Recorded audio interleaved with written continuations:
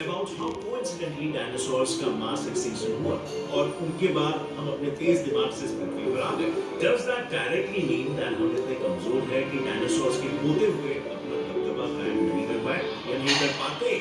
Well, the only way to find that out is to imagine अगर हम भी Mesozoic era में ही पैदा होकर डायनासोर्स के कंपटीशन में खड़ा होते। Well, आज से करीब 250 मिलियन साल पहले at the end of the Permian period, जब ग्लोबल वार्मिंग अपने चरम सीमा पर थी, तब उस वक्त जी रहे करीब 96% जीव एक ग्लोबल मैस एक्सटिंक्शन का शिकार हो गए और एक नई प्रजाति के जीवों का जन्म होने लगा, जो कि एक टफ शरीर और इनबिल्ट लाइफ सपोर्ट सिस्टम के मानव साथ ही पैदा हुए, which led to the part of the Mesozoic era और simply dinosaurs का जन्म। ये वो समय था जब ग्लोबल वार्मिंग के चलते पोलर आइस पूरी तरह से मेल्ट हो चुका था, आधे से ज्यादा जमीन पानी के नीचे समा चुकी थी और गर्मी से ट्रिगर होते फॉरेस्ट फायर्स मानो कोई आम बात हो गई।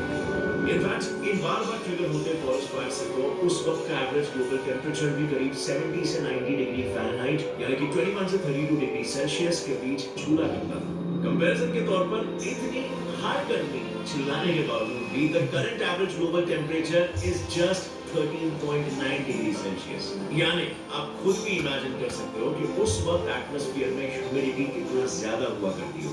माथे से पसीने टपकने लगे, राइट? अगर हम उस युग में पैदा हुए होते तो हमारे एग्जिस्टेंस के लिए असल खतरा क्लाइमेट नहीं बल्कि डायनासोर्स होते। बट वेट अ मिनट, वैसे तो आज भी शेर भालू जैसे कई जीव इंसानों से ज्यादा ताकतवर होते हैं, फिर भी हम उनको तो कंट्रोल कर ही लेते हैं ना। सो आखिर डायनासोर से हमारे एग्जिस्टेंस को इतना खतरा क्यों? I mean, क्यों हमारे जिंदा रहने के लिए उनका मरना जरूरी